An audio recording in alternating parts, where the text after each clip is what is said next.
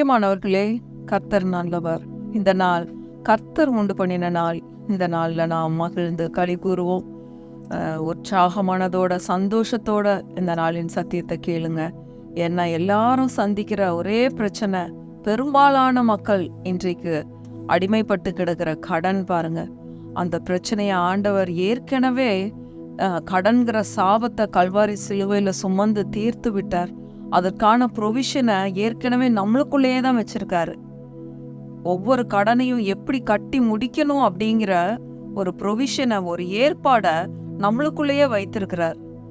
நம்ம விசுவாசித்து அந்த வழி என்னங்கிறத கர்த்தருடைய ஞானத்தினால கண்டுபிடிச்சு அதை ஈஸியாக செட்டில் பண்ணிடலாம் பாருங்க. ஆண்டவருடைய சமூகத்தில் நாம் காத்திருக்கும் பொழுது, அவருடைய வார்த்தைகளை இரவும் பகலும் நாம் தியானிக்கும் பொழுது, வார்த்தைகளை ஏற்றுக்கொள்ளும் பொழுது, நிச்சயமாகவே அது மலை போன்ற பிரச்சனையாக இருந்தாலும் அந்த பிரச்சனையிலிருந்து ஈஸியாக வெளியே வந்துடலாம். கர்த்தர் அதற்கான ப்ரொவிஷனை ஏற்கனவே, அதற்கான ஏற்பாட்டை அவர் ஏற்கனவே செய்து வைத்திருக்கிறார். அதுதான் இன்றைக்கு நாம் கற்றுக்கொள்ள போகிற சத்தியம். வேதத்தில் ஒரு உதாரணத்தோட பார்க்க போகிறோம். எதையும் நம்ம நானா சொல்றது இல்லை, கர்த்தர் ஏற்கனவே இதை செய்து முடித்திருக்கிறார். பழைய ஏற்பாட்டில் செய்த ஆண்டவர் அதை அப்படியே நம்மளுக்கு இந்த புதிய உடன்படிக்கையின் காலத்துல, கிருபையின் காலத்துல இப்படியே விசுவாசித்து எடுத்துக்கொள்ளுங்கள் அப்படின்னு சொல்லி ஆண்டவர் நமக்கு கற்றுக் கொடுத்திருக்கிறார் பாருங்க. 2 ராஜாக்கள் 4வது அதிகாரம். 2 ராஜாக்கள் 4வது அதிகாரம். இன்றைக்கு கடன்னால குடும்பங்கள் கடனுக்கு அடிமையாகி அது ஒரு அடிமைத்தனம் பாருங்க. அந்த அடிமைத்தனத்துக்குள்ள போய் அதுக்கப்புறம் வாழ்க்கை ஒரு சாதாரணமா இல்லாம, அந்த மனுஷங்களெல்லாம் பார்க்கும்போது எப்பொழுதுமே பயம். எங்க வீட்டுக்கு வந்துருவாங்களோ, கடனை கேட்டுருவாங்களோ, ஃபோன் பண்ணிடுவாங்களோன்னு சொல்லி அடிமைத்தனத்துல இருக்கிறதோட கூடவே ஒரு பயம் பாருங்க. ஒரு நிம்மதியான வாழ்க்கை இல்லாம இப்படிப்பட்ட ஒரு குடும்பம் 2 ராஜாக்கள் 4வது அதிகாரத்துல நம்ம பார்க்குறோம். அந்த குடும்பம் என்ன பண்ணாங்கன்னா, தீர்க்கதரிசி கிட்ட போகும்பொழுது, அந்த காலத்துல தீர்க்கதரிசிகள் இருந்தாங்க பாருங்க. அப்போ அந்த தீர்க்கதரிசிகள் கிட்ட போகும்போது தீர்க்கதரிசி அழகான ஒரு வழியை சொல்லி கொடுக்கிறார் பாருங்க. அதை தான் இன்னைக்கு நம்ம பார்க்க போறோம். 2 ராஜாக்கள் 4வது அதிகாரம் 1 வசனத்திலிருந்து வாசிக்கிறேன். தீர்க்கதரிசிகளுடைய புத்திரரில் ஒருவனுக்கு மனைவியாய் இருந்த ஒரு ஸ்திரீ எலிசாவை பார்த்து, உமது அடியானாகிய என் புருஷன் இறந்து போனான். உமது அடியான் கர்த்தருக்கு பயந்து நடந்தான் என்பதை அறிவீர். கடன் கொடுத்தவன் இப்பொழுது என் 2 குமாரரையும் தனக்கு அடிமைகளாக்கி கொள்ள வந்தான் என்றாள். கடன் கொடுத்தவன் என்ன பண்ணிட்டான், வீட்டுக்கு 2 பசங்களையும் நான் அடிமையா பிடிச்சிட்டு போயிடும். அந்த காலத்துல எல்லாம் அப்படிதான். கடனை திருப்பி கொடுக்க முடியலன்னா பிள்ளைகளை அடிமைகளா எடுத்துட்டு போயிடுவாங்க பாருங்க.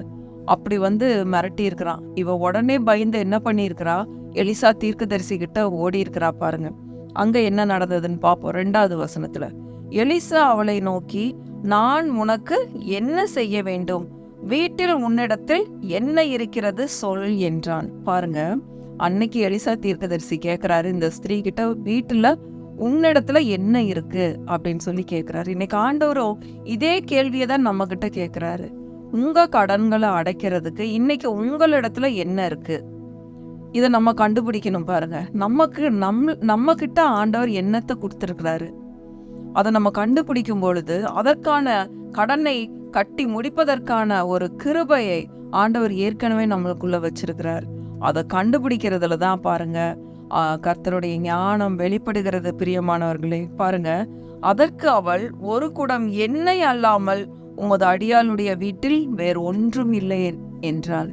எங்க வீட்டுல ஒரு குடம் எண்ணெய் மட்டும்தான் இருக்கு அப்படின்னு சொல்லி சொல்றான். அடுத்தது பாருங்க, அப்பொழுது அவன் 3வது வசனம், அப்பொழுது அவன், நீ போய் உன்னுடைய அயல் வீட்டுக்காரர் எல்லாரிடத்திலும் அநேகம் வெறும் பாத்திரங்களை கேட்டு வாங்கி உள்ளே போய் உன் பிள்ளைகளுடன் உள்ளே நின்று கதவை பூட்டி அந்த பாத்திரங்கள் எல்லாவற்றிலும் வார்த்து நிறைந்ததை ஒரு பக்கத்தில் வை என்றான்.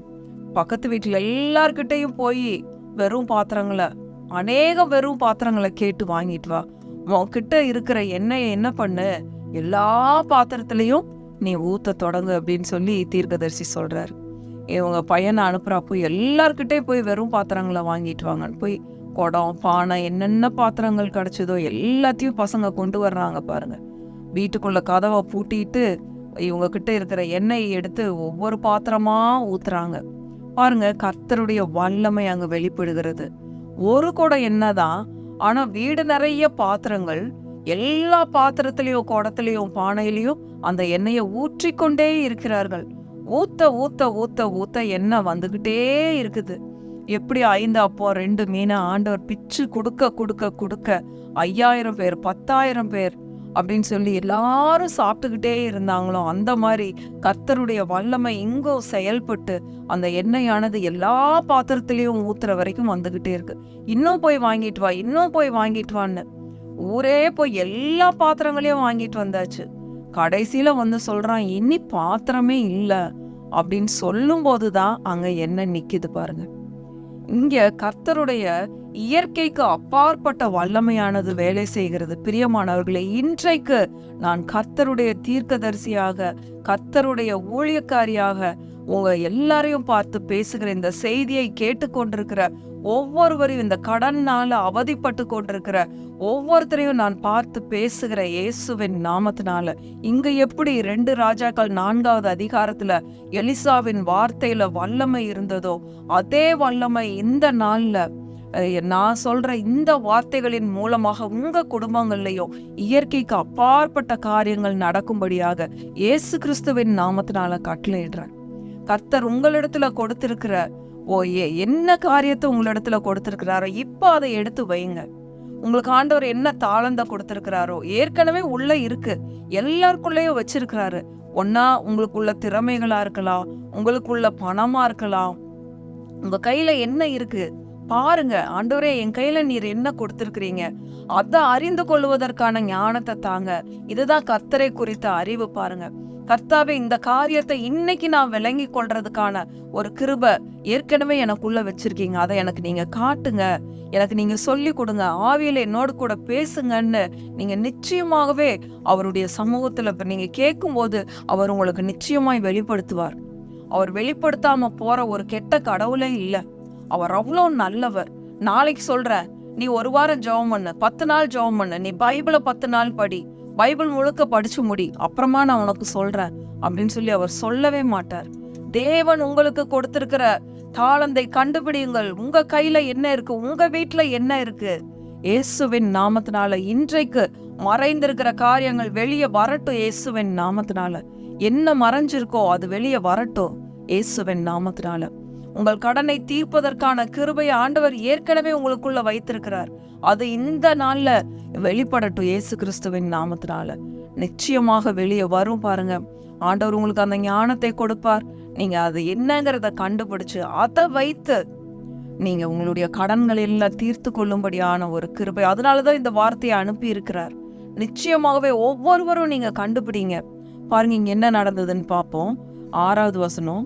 அந்த பாத்திரங்கள் நிறைந்த பின் அவள் தன் மகன் ஒருவனை நோக்கி, இன்னும் ஒரு பாத்திரம் கொண்டு வா என்றாள். அதற்கு அவன், வேறே பாத்திரம் இல்லை என்றான். அப்பொழுது எண்ணெய் நின்று போயிற்று. 7வது வசனம் பாருங்க. அவள் போய் தேவனுடைய மனுஷனுக்கு அதை அறிவித்தாள். அப்பொழுது அவன், நீ போய் அந்த எண்ணெயை விற்று உன் கடனை தீர்த்து மீந்ததை கொண்டு நீயும் உன் பிள்ளைகளும் ஜீவனம் பண்ணுங்கள் என்றான். பாருங்க, இதெல்லாம் உண்மையா நடந்தவைகள். பிரியமானவர்களே, இதெல்லாம் கட்டுக்கதை கிடையாது. பாருங்க, நீ போய் என்ன பண்ணு, நீ எல்லா பாத்திரத்திலயும் ஊத்தி வச்சிருக்கிற அதை எல்லாத்தையும் கொண்டு போய் வித்துரு. வித்து நீ உன் கடன் எல்லாத்தையும் தீந்துரு. மீந்ததற்கும் இல்ல, அதை எடுத்து உன் லைஃப் பூரா நீ அதை வச்சு என்ஜாய் பண்ணு, அதை வச்சு நீ வாழ்க்கை நடத்து அப்படின்னு சொல்லி அந்த தீர்க்கதரிசி சொல்றாரு. அதே மாதிரி அவ செய்யறா. பாருங்க, கர்த்தர் எவ்வளவு நல்லவர்னு. பிரியமானவர்களே, இன்னொரு உதாரணம், சின்ன உதாரணத்தையும் கூட சொல்றேன். பாருங்க, செங்கடல ஆண்டவர் பிளந்தாரு.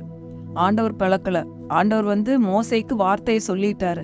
அப்போ அந்த செங்கடல் ஃபுல்லா தண்ணி, அதுக்குள்ள உலர்ந்த தரை இருக்குது.